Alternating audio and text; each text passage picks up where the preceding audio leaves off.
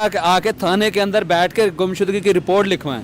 मुझे बड़ा दुख हुआ एक बंदे के लिए यार, हम सारा दिन आए हैं इधर एहतजाज किया और वो बंदे जो सोशल मीडिया पे बोल रहे हैं उसका एक बंदा भी नहीं है यहाँ पे, ना गुमशुदगी की रिपोर्ट है, ना भाई आया, ना कोई उसका रिश्तेदार है। हम फिर मतलब कि इस तरह हैं कि हमारे जज्बात के साथ वो फिर खेलते रहे। हर जगह पर ये मिसिंग मिसिंग क्या है, जेन्युइन तरीके के मैं चैलेंज करता हूँ आबिद भाई को भी और शोएब चौधरी को, अगर जेन्युइन मसला है यकीन मैंने हम खड़े होंगे, जैसे आज हम थाने के साथ खड़े हुए हैं। ये झूठ मतलब कि इस तरह प्रोपेगेंडा ना फैलाएं, किसी के चैनल की साथ ना खेले, किसी के ऊपर इल्जाम ना लगाएं।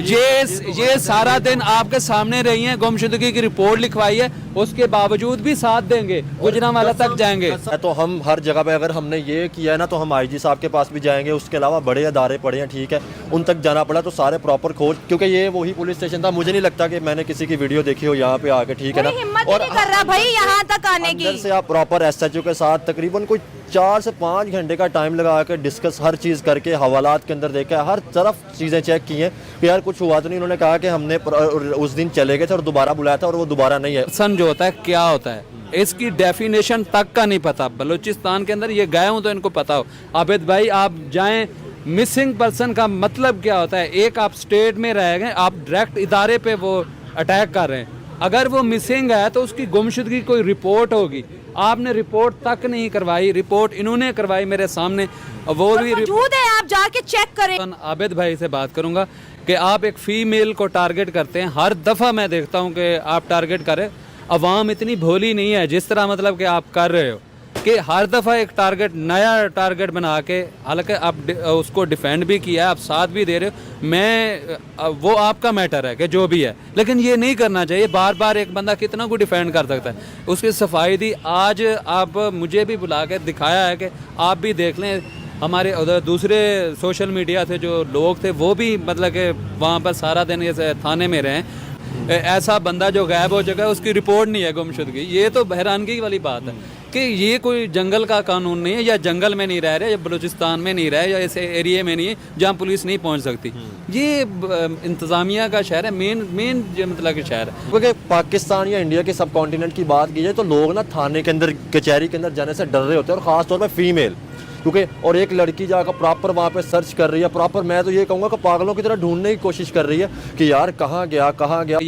ये जी उस पड़ोस की, भारत की खसूसन बात करते हैं। ये भाई आप कौन होते हैं हमारे अंदर ठूसने वाले? हम जिसको मर्जी पसंद करें, हम एक आज़ाद, अगर पाकिस्तानी आज़ाद पाकिस्तान जिसको मर्जी पसंद करें, वो आपका दुश्मन हो सकता है, मेरा नहीं हो सकता। काम करता है बेहतरी के लिए, वो आपका दुश्मन हो सकता है, मेरा नहीं। काम कर रही हैं।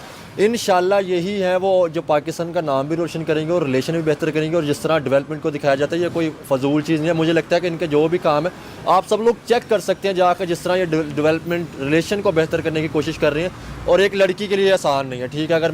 अगर पुलिस कह दे कि हमने उसको रिलीज़ कर दिया, वो है ही नहीं, और वो बंदा कहीं गायब है, तो फिर उसका क्या हल हो सकता है? सर उसका ये है ना, देखे ना, ये तो फिर वो गलत बयानी होगी ना। बंदा गायब भी हो गया, बंदा मौजूद भी नहीं है, तो बंदा है किधर? तो मैं ये समझता हूँ कि ये सारे काम जो है ना, ये गैर कानूनी है। दोपहर 12 बजे ये पूरा रोड हम ब्लॉक करेंगे। आबिद भाई और इसका सुहेब का जो भाई है, आदिल नाम है ना उसका, आदिल, आबिद, मुजम्मिल, सना, रिबाहा, जिस यूट्यूबर ने उनके सपोर्ट में वीडियो बनाई है, कल 12 बजे आपको कॉल दी जा रही है। आपने इस रोड पे हमें आके ज्वाइन करना है, क्योंकि अगर ये सच है तो हम उसको ढूंढ के रहेंगे। मेरे लिए शॉकिंग नहीं था कि शोएब अरेस्ट हो गया, या देखो अभी तो वो कहाँ मिसिंग है नहीं पता, वो जिंदा भी है कि नहीं पता। उसको आपके यहाँ ऑर्गन ट्रैफिकिंग वगैरह होती है, आज बलोच के लोग क्यों बैठे हुए हैं? तो मुझे ऐसा लगता है कि अब आप लोगों को एकजुट होकर के अपनी आवाज को सरकार तक पहुंचाने की जरूरत है कि पत्रकारों का फ्रीडम ऑफ स्पीच कोई नहीं छीन सकता है। और आप देश के खिलाफ तो बात नहीं करते हैं, कभी नहीं। आप दूसरे देश की तरक्की से अपने देश को उजागर करते हैं। एक ऐसे बच्चे को के साथ अत्याचार हुआ है जो वाकई में अपने देश का बहुत भला चाहता था, और चाहता है, और चाहता रहेगा, मुझे ऐसा लगता है। अब दूसरी बात आती है कि अगर जरा सी भी शर्म होगी आपके पाकिस्तानी यूट्यूबर्स को, तो वो शोएब के पक्ष में जरूर उतरेंगे। रास्ते चलते भी हुए भी अगर लोग मुझे पाकिस्तानी यूट्यूबर्स के बारे में अगर बात करते हैं, तो उसमें नाम शोएब का आता है, बिल्कुल आता है। देखिए, शोएब ने हमेशा पाकिस्तान में एजुकेशन डेवलपमेंट पर बात की है, और वो वीडियोस अभी भी हैं। मुझसे उसने पाकिस्तान के डेवलपमेंट पर बात की है, ये वीडियोस अभी भी हैं। उसने पाकिस्तान के पक्ष में बात की है, पाकिस्तान को वो फलता फूलता देखना चाहता था, इसीलिए वो डिफरेंसेस बिटवीन बताना चाहता था। और जिस हिसाब से प्यार बांटा था शोएब ने, मैंने उसको फोन करके कहा था कि शोएब एक छोटी सी क्लिपिंग मेरी तुम्हारी मेरे पास आई है, और मुझे बहुत अच्छा लगा कि जिस हिसाब से तुमने हिंदुओं को जा करके उनके पास प्यार बांटा है, प्यार निछावर किया है, मुझे बहुत अच्छा लगा है। और कहीं ना कहीं की इंसानियत तुम्हारे अंदर दिखाई दी। जैसे सिंध में 150 साल की मंदिर टूटी थी और वो दुनिया के सभी मेन स्ट्रीम मीडिया में चला था।